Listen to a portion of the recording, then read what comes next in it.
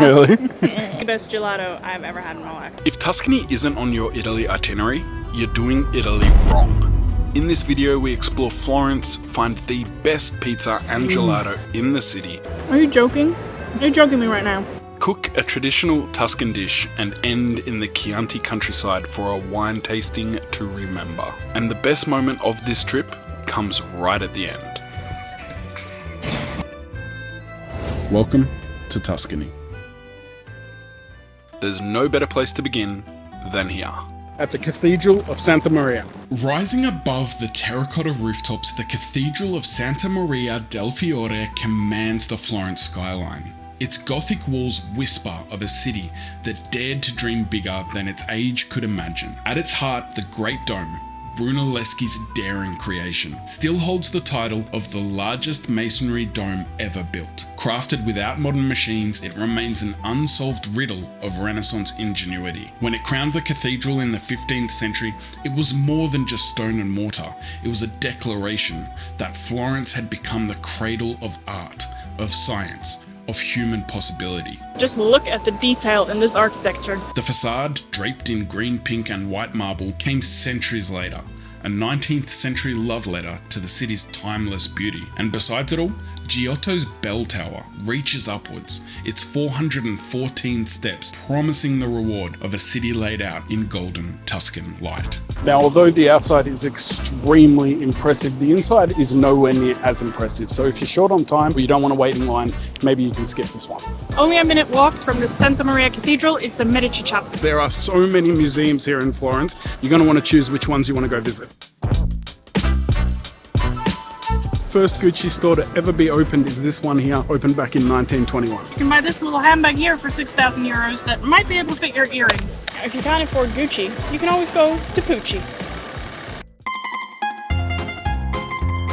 If you want to feel like a local, one of the best cafes to visit in Florence is Cafe Gilly, a cafe that has been operating here since 1733. Really good.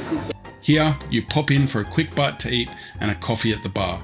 This is meant to be a quick pick-me-up and you're back on the road.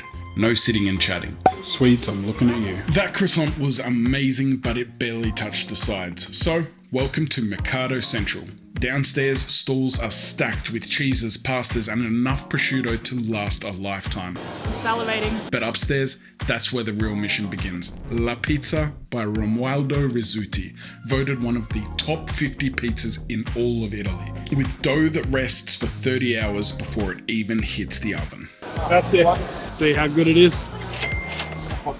It's falling apart. Nothing fault, guys. This is one of the best pizzas I've ever had. Wow. Now just outside the markets is the leather, and they all seem to offer 50% off. Pretty good deal. One guy even offered it for free. Yeah. Didn't follow through with that. As mentioned, if you are short on time, you have to choose your museums wisely. We picked the one that we thought was an absolute must, even with the long queues. Stepping inside feels like hitting rewind on time. Paintings fill the walls, rich, intense colours that somehow still glow centuries later. Marble sculptures line the halls, frozen in time, yet each one telling its own story. As we walk deeper, the halls narrow and everything seems to point in one direction. Ahead, something waits that you've seen your entire life, in textbooks and on screens. But now, here it is, right in front of you. So close, you could touch it.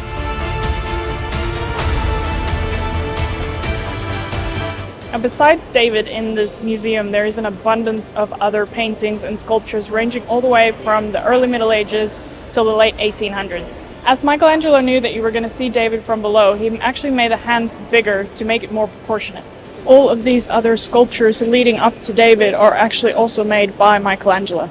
Obviously, it gets a little cold in Florence. So you can always come look at the statue replica of David here at Palazzo Vecchio. Palazzo Vecchio is one of Florence's most iconic landmarks. And the best part? You can explore some of its stunning interiors for free. Step inside to admire incredible frescoes, grand halls, and the architecture that tells centuries of history. Florence is overflowing with art.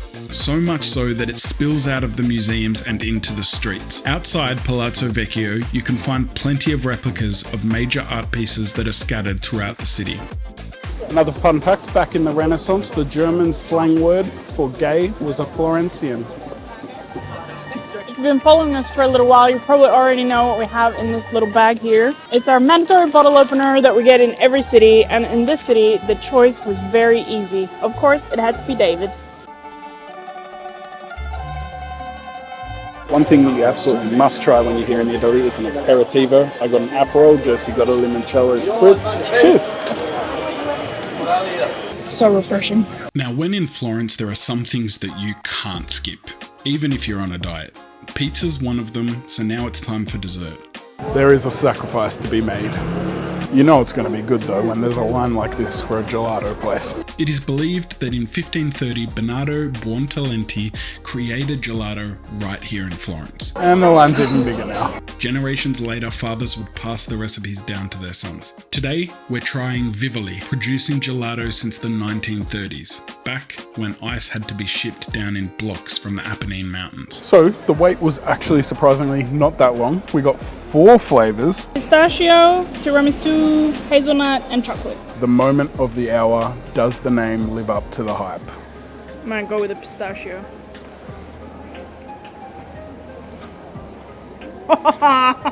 Really? Oh my god, that's amazing. That is truly the best gelato I've ever had in my life. If you take one thing out of this vlog so far, come here. Are you joking? Are you joking me right now? This is crazy. Pretty affordable too. This whole cup was €4. They could have charged 10 euros for that. People would have paid it. Now when you come to Florence, you really have to keep your eyes peeled at all times for these little wine holes. These were used back in the day during the plague to pass the wine through. A lot of them have been covered up now, but you still can find some places that'll serve you wine through those tiny little doors. I'm giving you all my We have finally made it to Ponte Vecchio Bridge, and guys, it is incredible. It doesn't feel like a bridge, it feels like a normal road with all these jewelry stores that back in the day used to be more butchers and tanners. Now this bridge is the only bridge in Florence that did not get bombed in World War II. Back in the Middle Ages, it was super common to build shops and stalls on the bridges, just like they did on London Bridge. Another fun fact is that Pinocchio was written here in Florence. Now, even though we're here in low season, there's still a lot of people, a lot of tourists everywhere, so you definitely wouldn't want to come here in July or August.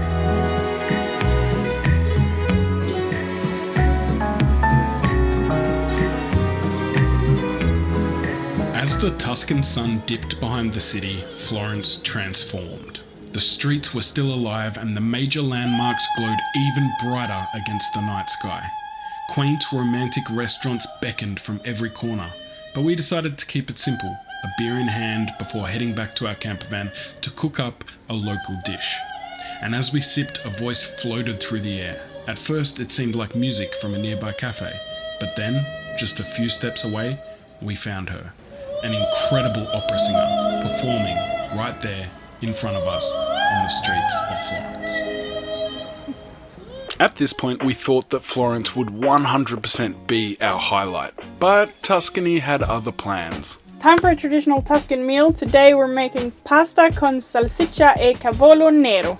Which sounds super fancy in Italian, but it translates to pasta with sausage and Italian kale. We're using Tuscan salsiccia, fresh pasta, onion, tomato, garlic, olive oil, white wine, Italian kale, Parmigiano Reggiano, and basil.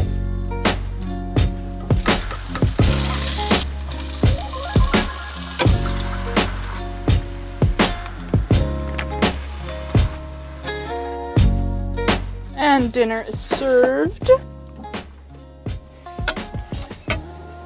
Really good. Approved. It's simple, but you use fresh, good ingredients and it just turns out really, really good.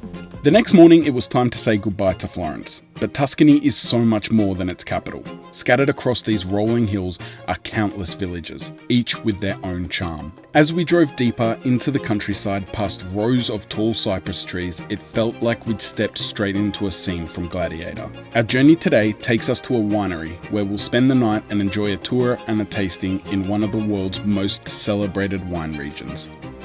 This winery had everything. Rolling vineyards, incredible Chianti, and Svetlana, our guide, who by the end of the day felt more like an old friend.